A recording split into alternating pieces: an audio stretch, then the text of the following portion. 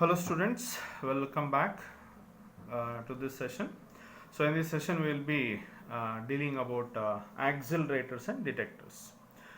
So in order to study the properties of the nucleus, so we need high energy particles to break down the nuclei.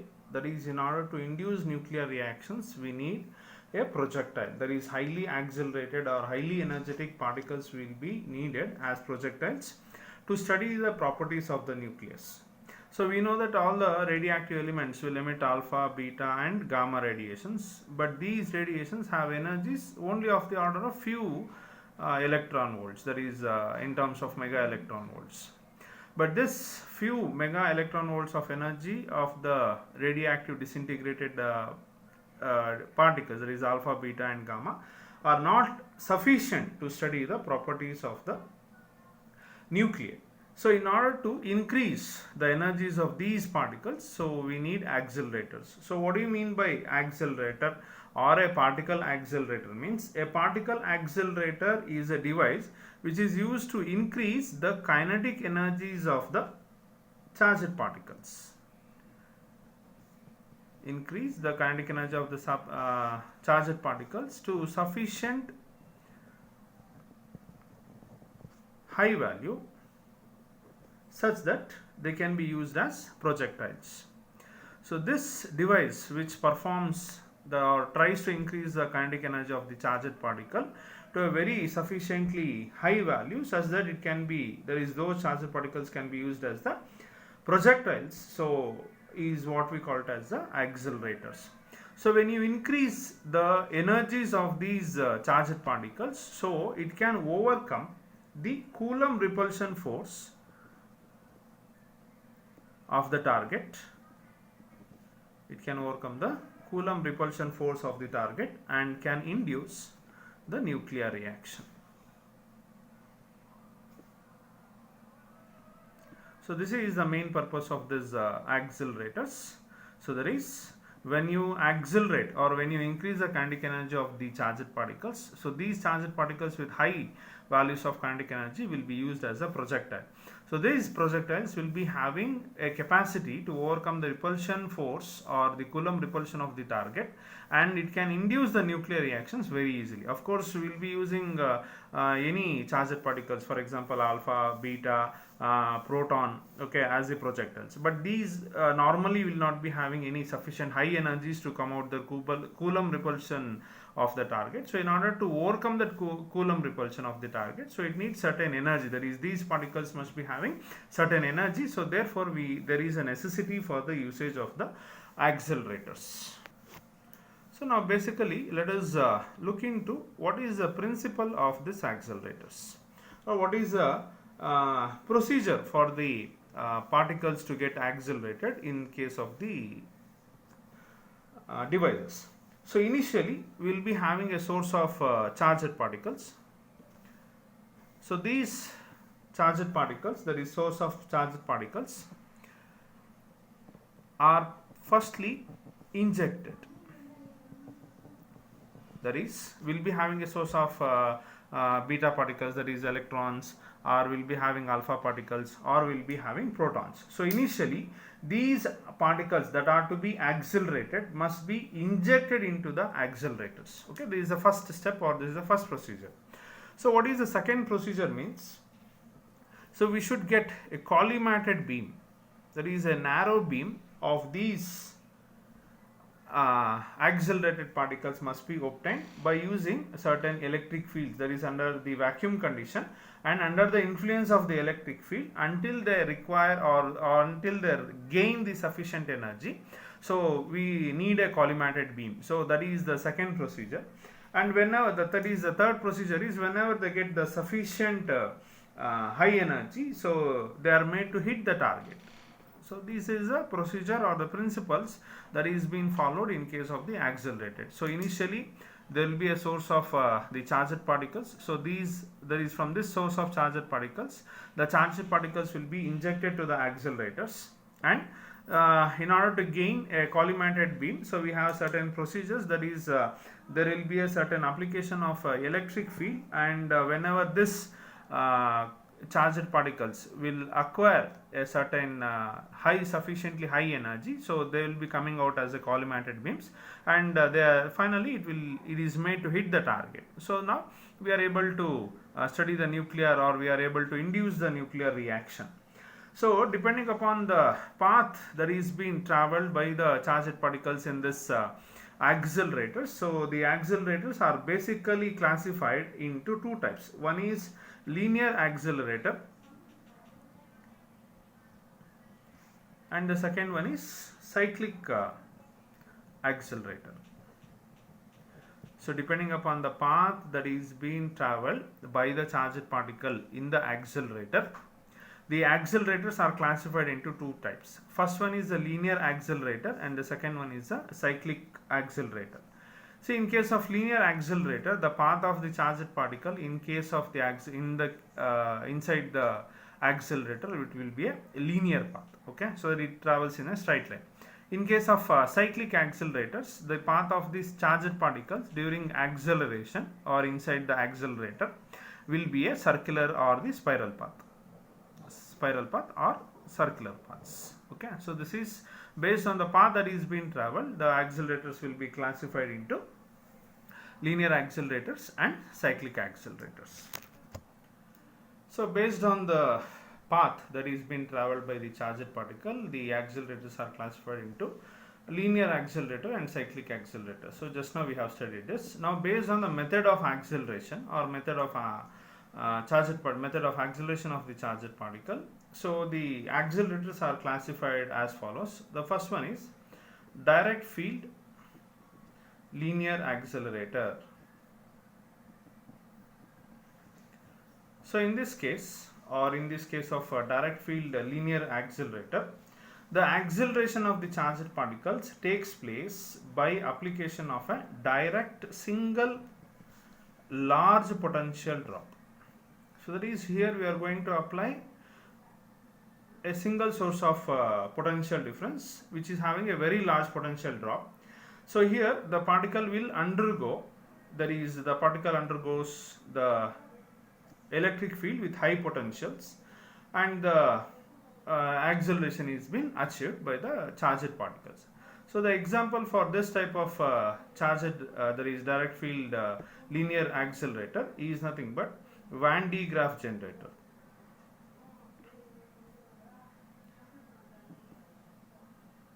So this type of generator is being studied in your +2 classes. Okay, so under the topic of capacitors. Okay, so there we can see that due to the application of a large potential difference, that is due to the application of very large electric field, so we can see that the particles are being accelerated. So this is the first type of method of acceleration. So second type of acceleration is magnetic resonance accelerator. So in this type of accelerator, or in this type of acceleration, so what happens, there is a very low potential difference will be applied. Okay, and there is an oscillating electric field will be applied,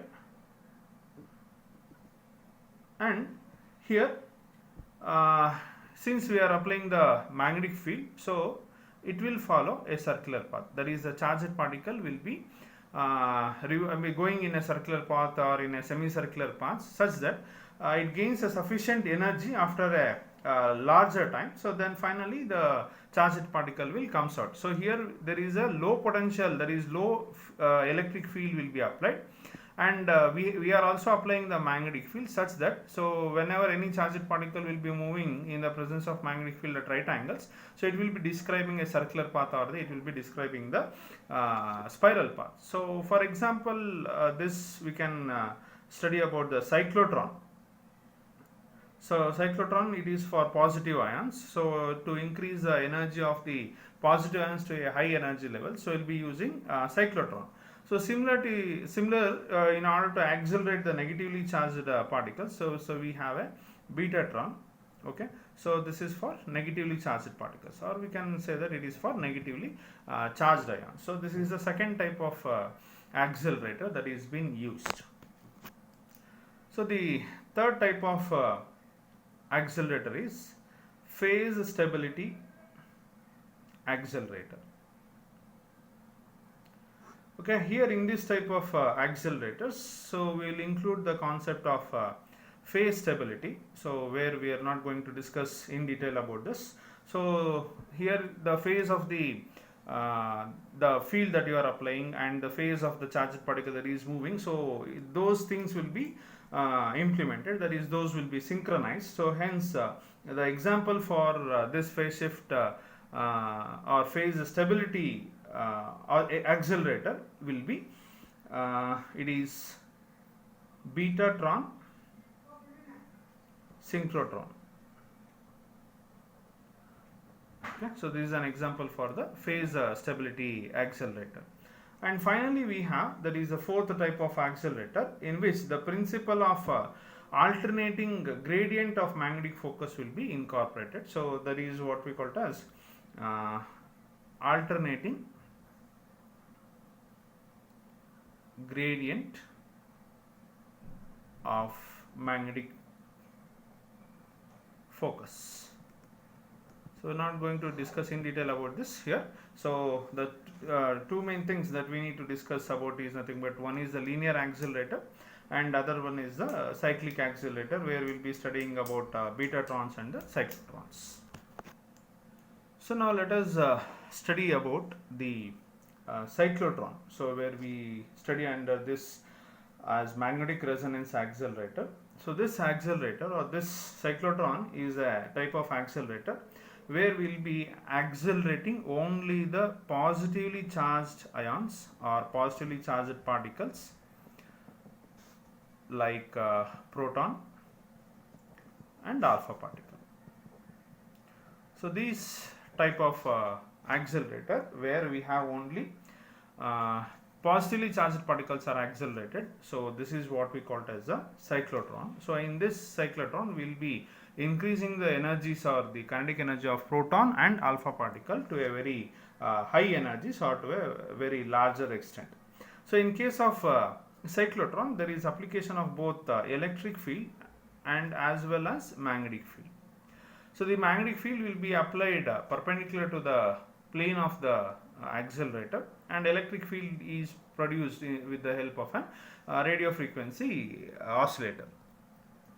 And here one point to be kept in mind is, that is this electric field and magnetic field will be perpendicular to each other. Okay, so here we have the application of electric field with the help of an oscillator, and there is an application of the magnetic field. So these two fields, there is electric field and the magnetic field, will be perpendicular to each other.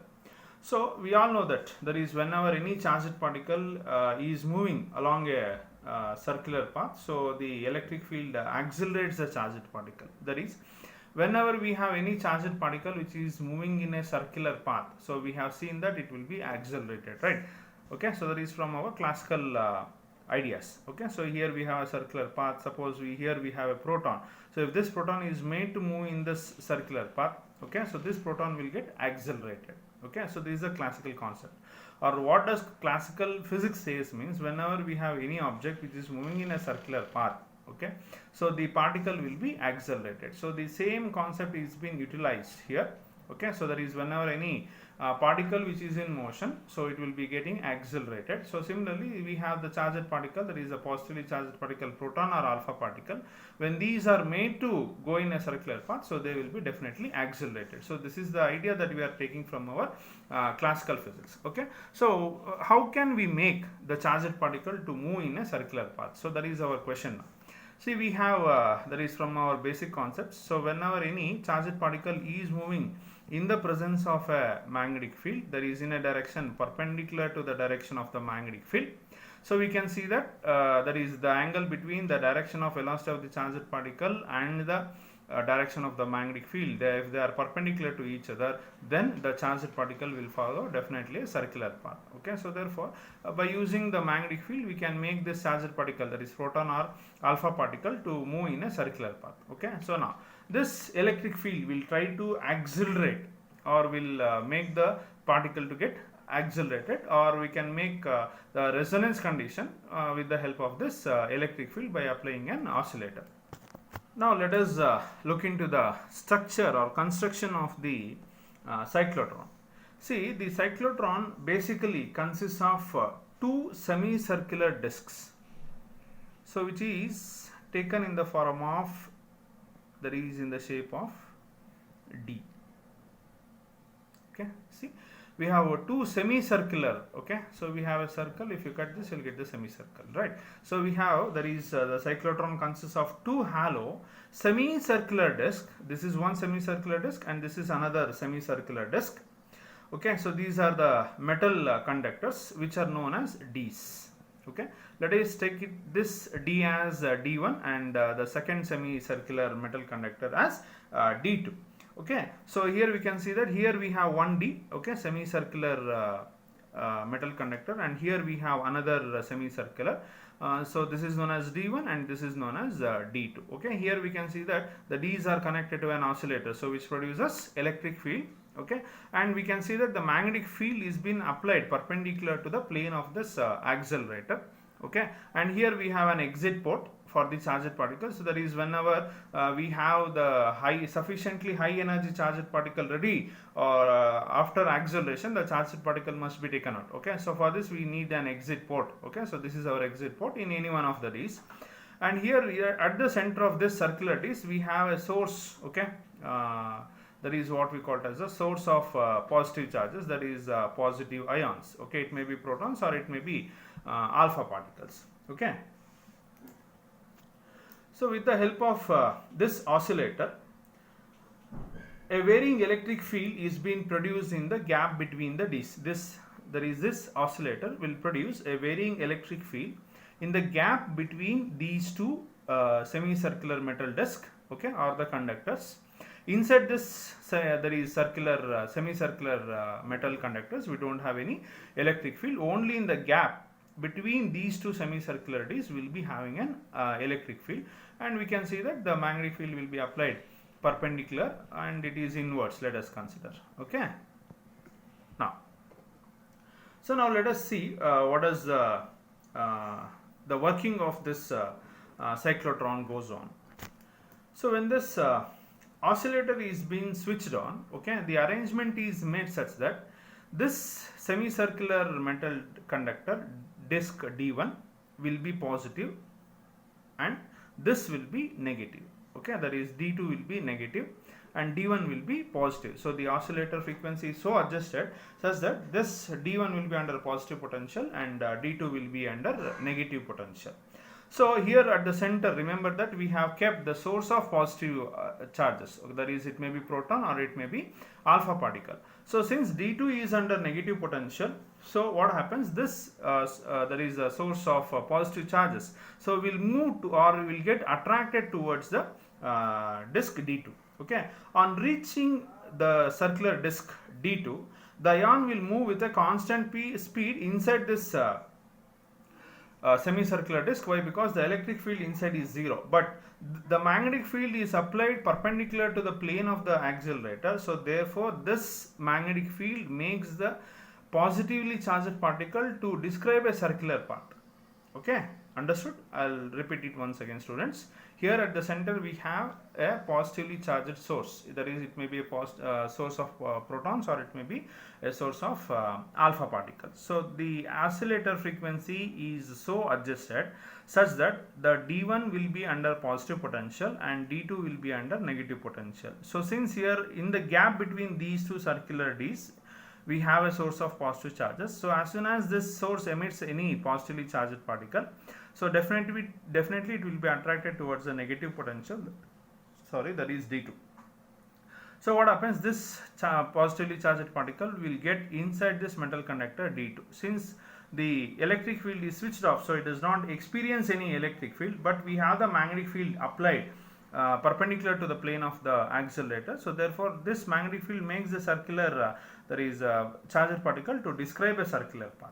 So what happens, the charged particle will definitely gain a necessary centripetal force, that is it requires a centripetal force for the to perform a circular path. So this is provided in the form of the magnetic force acting on the charged particle. So that can be written as, so the necessary centripetal force mv square by r for the charged particle, that is the positively charged particle, to go round or to describe a circular path. So this is provided in the form of the magnetic force experienced by any charged particle in the presence of the magnetic field. So the equation is the magnetic force acting on the charged particle q moving in the presence of the magnetic field having magnetic field strength b and velocity v is given by the equation F is equal to bqv sin theta. So where theta is angle between b and v, so therefore theta will be equal to 90 degrees. So therefore this equation will be equal to bqv. Okay, so the centripetal force is equal to the magnetic force. Now the radius of the circular path that is being described by the charged particle can be calculated like this. So here one v and another v gets cancelled. So therefore r is equal to m into v divided by b into q. Okay. So now the time taken by the charged particle to describe a semicircular semicircular path, because in the case of D's we can see that it will be describing a circular path, that is of course it will be describing a semicircular path. Why? Because the shape of the D is semicircle. So therefore the path described in any one of the D's will be a semicircular path itself. So let us take that time as t. So this time can be calculated as the distance traveled. So the distance traveled is semicircle. So it is pi r. So if it is full circle means it will be equal to circumference, but it is semicircle, therefore it is taken as pi into r divided by the velocity with which it is moving. So from this equation we can write the velocity of the charged particle is b into q into r divided by m. So this can be, that is time can be written as pi into r divided by b into q into r divided by m, or directly you can substitute the value of r in this equation also. So by any of the method you can calculate. So the time is found to be pi into m divided by b into q. So this is the time taken by the positively charged particle. Okay, so to describe a semicircular path. Okay. So one important thing to be noticed in this particular equation is, that is, time is independent of radius of the circular path that is being described, and it is independent of the velocity of the charged particle. See, in this term we don't have velocity or we don't have radius. So therefore if this time period is equal to half of the time period of the cycle of this oscillator that we have applied, where the electric field is applied, then the ions, that is the positively charged particles, will arrive at the gap between those two D's, semicircular D's, such that by the time what happens, since initially it was under negative potential and this was under positive potential, now the polarities will get interchanged. So the time period, that is, if we adjust, or since the expression for the time taken by the charged particle to describe a semicircular path is independent of the radius and it is independent of the velocity, so therefore even though if it is describing a semicircular path of bigger radius, okay, so it will come to this gap at the same time as this one came. Okay, so that is the time taken to describe this circular path. Okay, so therefore by the time the charged particle arrives at the gap between these two D's, the time period of the oscillator which is connected to this semicircular D's is so adjusted such that this becomes the negatively charged potential and this becomes positive. So eventually what happens, so the charged particle will be attracted towards this circular, that is semicircular conductor, that is D1. So initially it went in this path. So as the time it completes and it comes to this gap between the two D's, so what happens, this will be negative potential and this will be positive potential. So by default this negatively charged particle will be attracted towards D1 itself. So therefore again it will describe a semicircular path. The time taken by this semicircular path in D1 will be again equal to pi into m divided by b into q, because it is independent of radius and velocity. So by the time it arrives at this particular gap between D1 and D2, again there is a interchange of this potentials of D1 and D2. Now D2 will be negative, D1 will be positive, so therefore it will be attracted towards D1. Okay, so therefore like this, in this manner, so continuously what happens, there is a charged particle is continuously in spherical, or it is in a circular motion, or it is following a cyclic path.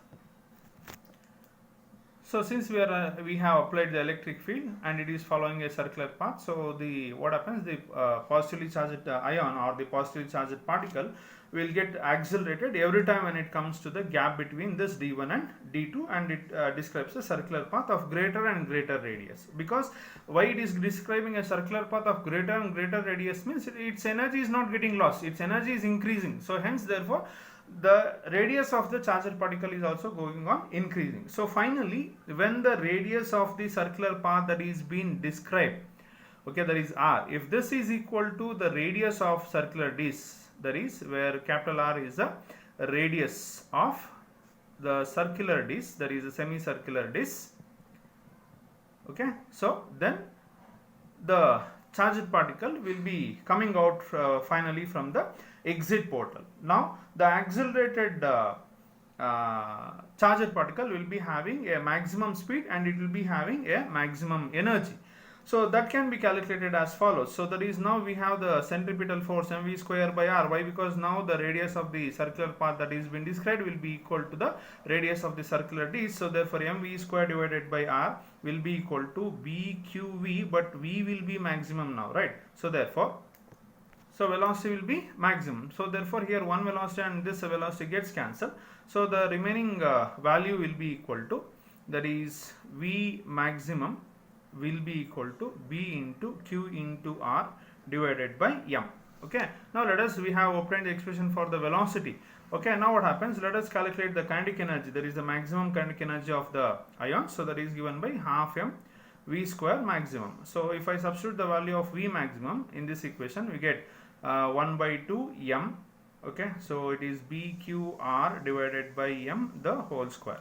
So if I simplify this, we get kinetic energy maximum is equal to 1 by 2 m b square q square r square divided by m square. Okay, so now this 1m and another m gets cancelled. So therefore it is 1 by 2 b square q square r square.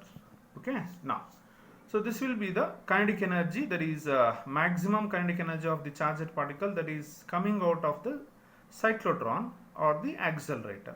Okay, remember this. Why? Because this equation will be used for your numerical problems. Now let us calculate the frequency of the cyclotron. So we know that the time taken by the ion in the gap between the two Ds is that the time taken by the ion to travel in the semicircular path, and it is equal to the time period of the oscillator of the high frequency oscillator. See, we had Ds, right? So we had Ds.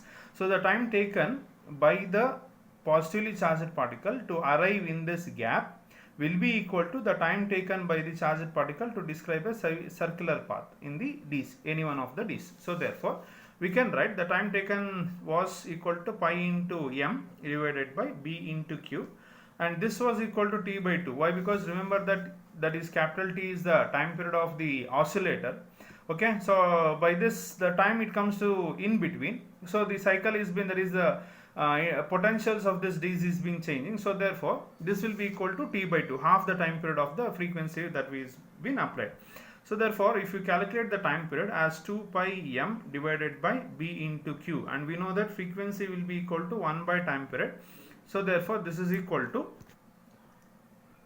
1 divided by 2 pi m divided by b into q, so which can be written as b into q divided by 2 pi into m. So this equation, that is nu is equal to